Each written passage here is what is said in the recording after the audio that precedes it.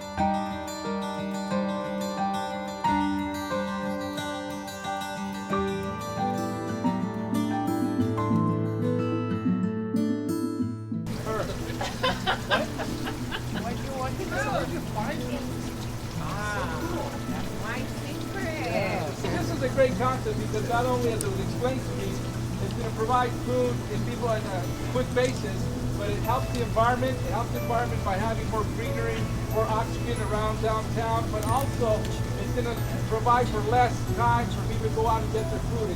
I am every bit as surprised as Jose and everybody else that came here. I just know that a couple of months ago, this was a nothing. It is remarkable how when people act from the heart, the design follows. And you cannot fool anybody. This is a labor of love.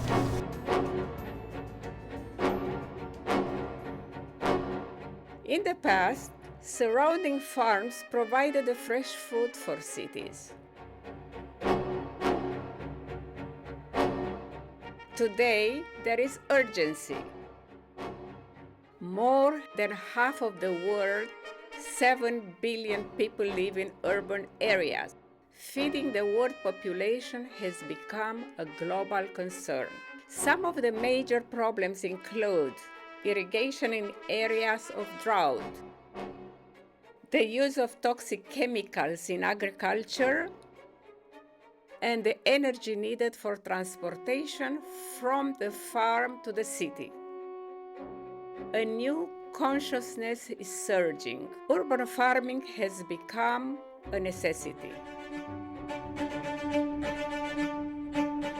Imagine city rooftops becoming the local resource of bountiful vegetable gardens that consume 90% less water, use little space, are lightweight, and do not require toxic chemicals.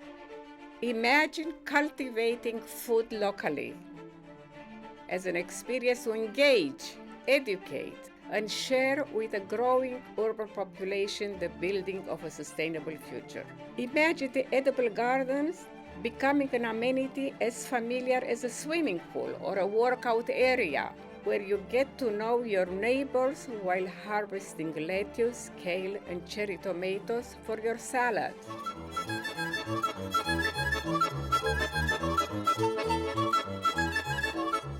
It all started when, as a child, I used to spend my summer vacation at Aunt Rosa's farm in the Romanian countryside. That first fragrant tomato that I picked up in her vegetable garden tasted and smelled different from the one my mother would buy at the market.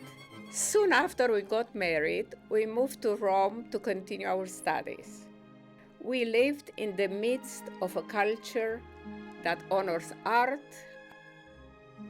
architecture, good food, and human interaction. And Italy's countryside was inspiring. We were so fortunate to have as mentors two amazing teachers, Professor Bruno Zevi, a leading historian and critic of architecture, and Luigi Pellegrin, a visionary architect. Both introduced me to Frank Lloyd Wright's work and philosophy of organic architecture. My church, I put a capital N on nature and go there. All right, sir. What do you think? You spell God with a G, don't you? I spell God with a G, you will spell it? I spell nature with an N, capital. Wright captured my imagination. Forse il più grande genio dell'architettura di tutti i tempi. For Frank Lloyd Wright, architecture, nature, and art were one. At Taliesin North in Wisconsin, every apprentice had to work in the fields as part of the architectural learning. We visited many of Wright's works across 25 states.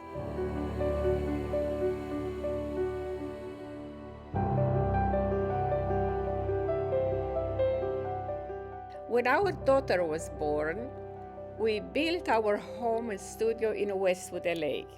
We installed the first solar collectors on record in Westwood, and we also planted fruit trees and a landscaped edible garden that fed the family for a long portion of the year.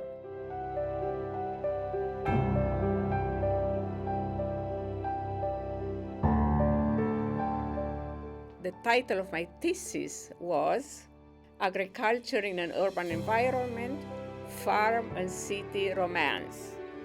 Several productive years followed in Israel.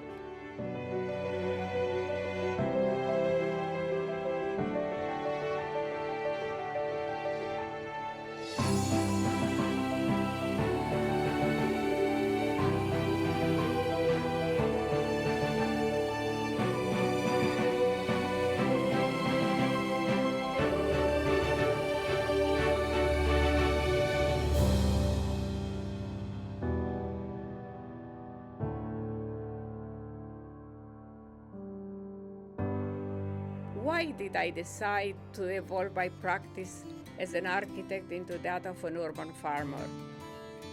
I discovered the permaculture design and thinking of Bill Mollison and his disciple Larry Santoyo.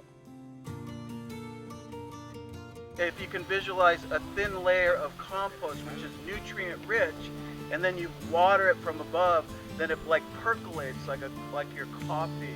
Immediately, I knew that I had reached the beginning of a major mindset transformation. I founded Farm Urbana. In the Carmelito study, I showed some of the possibilities of permaculture design thinking at an urban scale.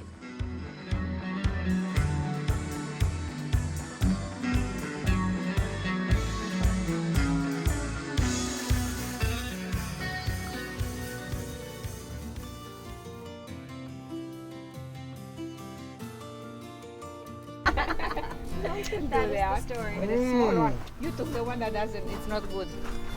Just like that. Yum, yum. Way to go. I do believe in fresh produce, urban gardening, urban farming, and growing our own food so that we can sustain ourselves.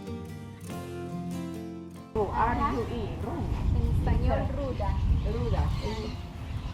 It's very interesting. Nobody, I had that, I grew this. Nobody knew what it was not familiar. You only one daughter? One daughter. And you know, she was little like that sometimes. When I was doing, we had a house we grew vegetables, and she would go and pick and work on it too. So it's like.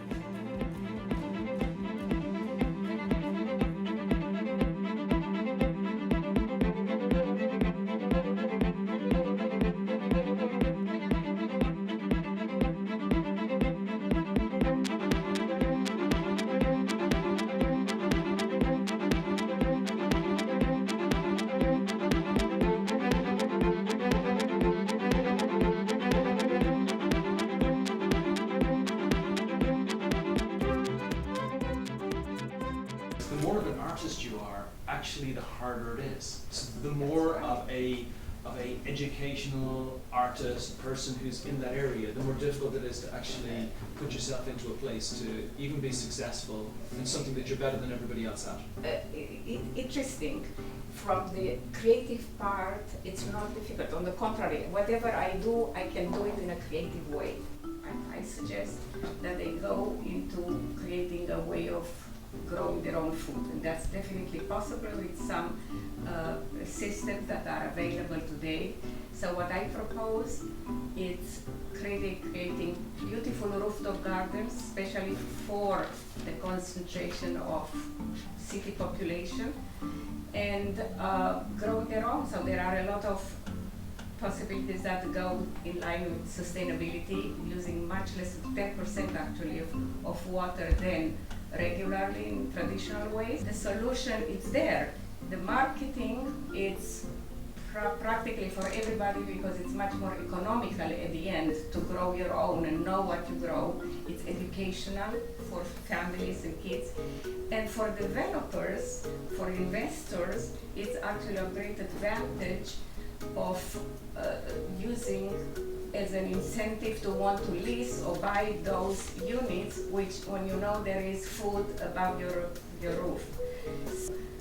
I think we solve a major problem this way of giving access to fresh produce to people who want to change their lifestyle into a better one, and health-wise it's the biggest advantage. I can assure you those people are not going to be obese ever. Il cambiamento